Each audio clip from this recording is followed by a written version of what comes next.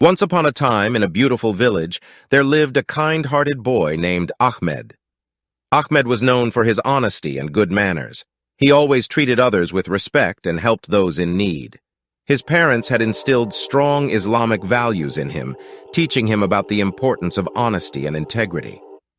One sunny day, Ahmed found a wallet lying on the ground while playing near the mosque.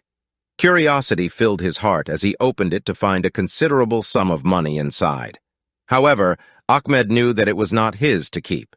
He decided to search for the owner and return the wallet. Ahmed asked around the village, describing the wallet and its contents to everyone he met. Finally, news reached an old man named Yusuf, who had lost his wallet while offering prayers at the mosque.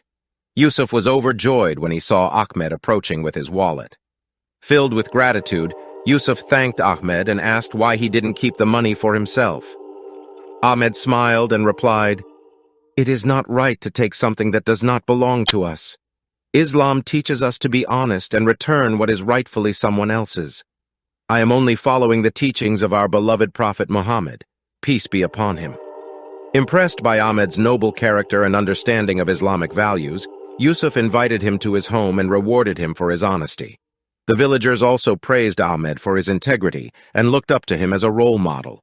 From that day forward, Ahmed's story spread throughout the village, inspiring other children to embrace Islamic morals and strive to be honest and truthful in their everyday lives. And so the village became a place where kindness and honesty flourished, guided by the beautiful teachings of Islam.